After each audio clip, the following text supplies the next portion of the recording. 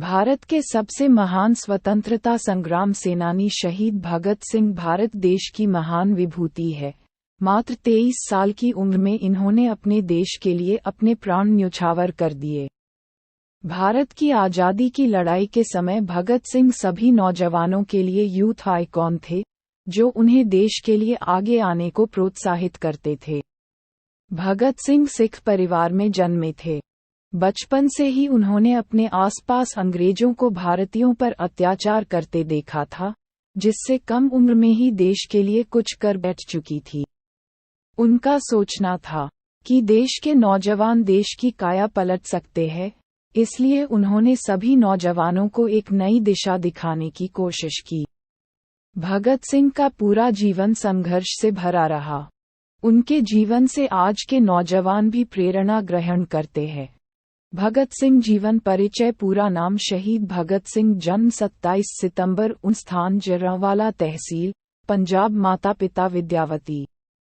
सरदार किशन सिंह सिंधु भाई, बहन रणवीर, कुलतार, राजिंदर, कुलबीर, जगत, प्रकाश कौर, अमर कौर, शकुंतला कौर। मृत्यु 23 मार्च 1931, लाहौर। भगत सिंह का जन्म। परिवार एवं आरंभिक जीवन। भगत का जन्म सिख परिवार में हुआ था। उनके जन्म के समय उनके पिता किशन सिंह जेल में थे। भगत सिंह ने बचपन से ही अपने घर वालों में देशभक्ति देखी थी। इनके चाचा अजित सिंह बहुत बड़े स्वतंत्रता संग्राम सेनानी थे, जिन्होंने भारतीय देशभक्ति एसोसिएशन भी बनाई थी। इसमें उनके साथ सैयद हैदर रजा थे। अजित सिंह के खिलाफ 22 केस दर्ज थे, जिससे बचने के लिए उन्हें ईरान जाना पड़ा। भगत के पिता ने उनका दाखिला दयानंद एंग्लो वैदिक हाई स्कूल में कराया था। भगत सिंह क्रांतिकारी 1919 में हुए जलियांवाला बाग हत्याकांड से भगत सिंह बहुत दुखी हुए थे और महात्मा गांधी द्वारा चलाए गए असहयोग आंदोलन का उन्होंने खुलकर समर्थन किया था। भगत सिंह खुलेआम अंग्रेजों को ललकारा करते थे और गांधी जी के कहे अनुसार ब्रिटिश बुक्स को जला दिया करते थे। चौरी चौरा में हुई हिंसात्मक गतिविधि के चलते गांधी जी ने असहयोग आंदोलन बंद कर दिया था, जिसके बाद भगत सिंह उनके फैसले से खुश नहीं थे और उन्होंने गांधी जी की अहिंसावादी बातों को छोड़ दूसरी पार्टी ज्वाइन करने की सोची। भगत सिंह लाहौर के नेशनल कॉलेज से बा कर रहे थे। तब उनकी मुलाकात सुखदेव थापर, भगवती चरण और भी कुछ लोगों से हुई। आज़ादी की लड़ाई उस समय जोरों पर थी। देशप्रेम में भगत सिंह ने अपनी कॉलेज की पढ़ाई छोड़ दी और आज़ादी की लड़ाई में कूद गए। इसी दौरान उनके घरवाले उनकी शादी का विचार कर रहे थे। भगत सिंह ने शादी से इनकार कर दिया और कहा, अगर आज़ादी के पहले मैं शादी करूं तो मेरी दुल्हन मौत होगी। भगत सिंह कॉलेज में बहुत से नाटक में भाग लिया करते थे। वे बहुत अच्छे एक्टर थे। उनके नाटक, स्क्रिप्ट देशभक्ति से परिपूर्ण होती थी, जिसमें वे कॉलेज के नौजवानों को आज़ादी के लिए आगे आने को प्रोत्साहित करते थे, साथ ही अंग्रेजों को नीचा दिखाया करते थे। भगत सिंह बहुत मस्त मौला इंसान थे। उन्हें लिखने का भी बहुत शौक था। कॉलेज में उन्हें निबंध में भी बहुत से प्राइज मिले थे। भगत सिंह स्वतंत्रता की लड़ाई। भगत सिंह ने सबसे पहले नौजवान भारत सभा ज्वाइन की। जब उनके घर वालों ने उन्हें विश्वास दिला दिया कि वे अब उनकी शादी का नहीं सोचेंगे, तब भगत सिंह अपने घर लाहौर लौट गए। वहां उन्होंने कीर्ति किसान पार्टी के लोगों से मेल जोल बढ़ाया और उनकी मैगजीन, कीर्ति, के लिए कार्य करने लगे। वे इसके द्वारा देश के नौजवानों को अपने संदेश पहुंचाते थे। भगत जी बहुत अच्छे लेखक थे, जो पंजाबी उर्दू पेपर के लिए भी लिखा करते थे। 1926 में नौजवान भारत सभा में भगत सिंह को सेक्रेटरी बना दिया गया। इसके बाद 1928 में उन्होंने Hindustan socialist Republican association join कर ली, जो एक मौलिक पार्टी थी, जिसे चंद्रशेखर आजाद ने बनाया था। पूरी पार्टी ने साथ में मिलकर 30 अक्टूबर 1928 को भारत में आए। संयम का विरोध किया, जिसमें उनके साथ लाला लाजपत राय भी थे। साइमन वापस जाओ का नारा लगाते हुए वे लोग लाहौर रेलवे स्टेशन में ही खड़े रहे, जिसके बाद वहां लाठी चार्ज कर दिया गया, जिसमें लालाजी बुरी तरह घायल हुए और फिर उनकी मृत्यु हो गई। लालाजी की मृत्यु से आघात भगत सिंह व उनकी पार्टी ने अंग्रेजों से बदला लेने की ठानी और लालाजी की मौत के लिए जिम्मेदार ऑफिसर स्कॉट को मारने का प्लान बनाया, लेकिन भूल से उन्होंने असिस्टेंट पुलिस सौंदर्स को मार डाला। अपने आप को बचाने के लिए भगत सिंह तुरंत लाहौर से भाग निकले, लेकिन ब्रिटिश सरकार ने उनको ढूंढने के लिए चारों तरह जाल बिछा दिया। भगत सिंह ने अपने आप को बचाने के लिए बाल व दाढ़ी कटवा दी, जो कि उनके सामाजिक धार्मिकता के खिलाफ है। लेकिन उस समय भगत सिंह को देश के आगे कुछ भी नहीं दिखाई देता था। चंद्रशेखर आजाद, भगत सिंह, राघदेव व सुखदेव ये सब अब मिल चुके थे और इन्होंने कुछ बड़ा धमाका करने की सोची। भगत सिंह कहते थे अंग्रेज बहरे हो गए, उन्हें ऊंचा सुनाई देता है, जिसके लिए बड़ा धमाका जरूरी है। इस बार उन्होंने फैसला किया कि वे लोग कमजोर की तरह भागेंगे नहीं बल्कि अपने आप को पुलिस के हवाले करेंगे, जिससे देशवासियों को सही संदेश पहुंचे।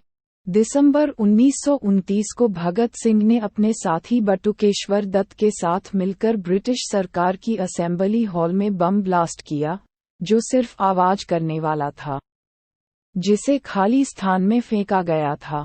इसके साथ ही उन्होंने इनकलाब जिंदाबाद के नारे लगाए और पर्चे बांटे। इसके बाद दोनों ने अपने आप को गिरफ्तार कराया। शहीद भगत सिंह की फांसी। भगत सिंह खुद अपने आप को शहीद कहा करते थे, जिसके बाद उनके नाम के आगे ये जुड़ गया। भगत सिंह, शिवराम राजगुरु व सुखदेव पर मुकदमा चला, जिसके बाद उन्हें फांसी की सजा सुनाई गई।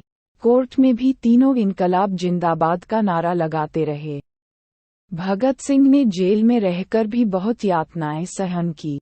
उस समय भारतीय कैदियों के साथ अच्छा व्यवहार नहीं किया जाता था। उन्हें ना अच्छा खाना मिलता था, ना कपड़े। कैदियों की स्थिति को सुधार के लिए भगत सिंह ने जेल के अंदर भी आंदोलन शुरू कर दिया। उन्होंने अपनी मांग पूरी करवाने के लिए कई दिनों तक ना पानी पिया, ना अन्न का एक दाना ग्रहण किया। अंग्रेज पुलिस उन्हें बहुत मारा करती थी, तरह तरह की यातनाएं देती थी, जिससे भगत सिंह परेशान होकर हार जाएं। लेकिन उन्होंने अंत तक हार नहीं मानी। 1930 में भगत जी ने वाई एम अथीस्ट नाम की किताब लिखी। 23 मार्च 1931 को भगत सिंह, राजगुरु, सुखदेव को फांसी दे दी गई। कहते हैं तीनों की फांसी की तारीख 24 मार्च थी, लेकिन उस समय पूरे देश में उनकी रिहाई के लिए प्रदर्शन हो रहे थे, जिसके चलते ब्रिटिश सरकार को डर था कि कहीं फैसला बदल ना जाए, जिससे उन लोगों ने 23 व 24 की मध्यरात्रि में ही तीनों को फांसी दे दी और अंतिम संस्कार भी कर दिया। शहीद दिवस शहीद भगत सिंह के बलिदान को व्यर्थ न जाने देने के कारण हर साल उनके मृत्यु तिथि को शहीद दिवस के रूप में मनाया जाता है। इन दिन उन्हें देश के सभी लोग श्रद्धांजलि देते हैं। शहीद भगत सिंह कविता। इतिहास में गूंजता एक नाम है भगत सिंह। शेर की दहाड़ सा जोश था जिसमें वे थे। भगत सिंह छोटी सी उम्र में देश के लिए शहीद हुए जवान थे। भगत सिंह आज भी जो रोंगटे खड़े कर दे ऐसे विचारों के धनी थे। भगत सिंह अनमोल वचन प्रेमी, पागल एवं कवि एक ही थाली के चट्टे बट्टे होते हैं, अर्थात सामान होते हैं। गर्मी के कारण राख का एक एक कण चलायमान है। मैं ऐसा पागल हूँ जो जेल में भी स्वतंत्र है। यदि बेहरों को सुनाना है तो आवाज तेज करनी होगी। जब हमने बम फेंका था तब हमारा इरादा किसी को जान से मारने का नहीं था। हमने ब्रिटिश सरकार पर बम फेंका था। ब्रिटिश सरकार को भारत छोड़ना होगा और उसे स्वतंत्र करना होगा। किसी को क्रांति को परिभाषित नहीं करना चाहिए। इस शब्द के कई अर्थ एवं मतलब हैं जो कि इसका उपयोग अथवा दुरुपयोग करने वाले तय करते हैं। क्रांति में सदैव संघर्ष हो यह आवश्यक नहीं। ये बम और पिस्तौल का राह नहीं है। सामान्यतः लोग परिस्थिति के आदी हो जाते हैं और उनमें बदलाव करने की सोच मात्र से डर जाते हैं। अतः हमें इस भावना को क्रांति की भावना से बदलने की आवश्यकता है। जो व्यक्ति उन्नति के लिए राह में खड़ा होता है उसे परंपरागत चलन की आलोचना एवं विरोध करना होगा, साथ ही उसे चुनौती देनी होगी। मैं यह मानता हूँ कि मैं महत्वाकांक्षी, आशावादी एवं जीवन के प्रति उत्साही हूँ, लेकिन आवश्यकता अनुसार मैं इस सब का परित्याग कर सकता हूँ। सही सच्चा त्याग होगा। अहिंसा को आत्मविश्वास का बल प्राप्त है जिसमें जीत की आशा से कष्ट वहन किया जाता है। लेकिन अगर यह प्रयत्न विफल हो जाए तब क्या होगा? तब हमें इस आत्मशक्ति को शारीरिक शक्ति से जोड़ना होता है ताकि हम अत्याचारी दुश्मन की दया पर न रहे। किसी भी कीमत पर शक्ति का प्रयोग न करना काल्पनिक आदर्श है और देश में जो नवीन आंदोलन शुरू हुआ है, जिसके शुरुआत की हम चेतावनी दे चुके हैं, वो गुरु गोबिंद सिंह और शिवाजी, कमाल पाशा और राजा खान, वाशिंगटन और गैरिबाल्डी, लाफायेट्टे और लेनिन के आदर्शों का अनुसरण है। कोई व्यक्ति तब ही कुछ करता है जब वह अपने कार्य के परिणाम को लेकर आश्वस्त होता है, जैसे हम असेंबली में बम फेंकने पर थे। कठोरता एवं आज़ाद सोच, ये दो क्रांतिकारी होने के गुण हैं। मैं एक इंसान हूँ और जो भी चीज़ें इंसानियत पर प्रभाव डालती हैं मुझे उनसे फर्क पड़ता है। जीवन अपने दम पर चलता है, दूसरों का कंधा अंतिम यात्रा में ही साथ देता है। क्रांति मनुष्य का जन्म सिद्ध अधिकार है, साथ ही आज़ादी भी जन्म सिद्ध अधिकार है और परिश्रम समाज का वास्तव में वहन करता है। भगत सिंह जैसी महान हस्ती के बलिदान के लिए पूरा भारत देश उनका ऋणी है। आज के सभी नौजवान उन्हें अपनी प्रेरणा मानते हैं। उनके बलिदान की कहानी देश विदेश में चर्चित है। इनके जीवन पर कई फिल्में भी बन चुकी, जिन्हें देख देशभक्ति की ललक सभी के अंदर जागृत हो जाती है।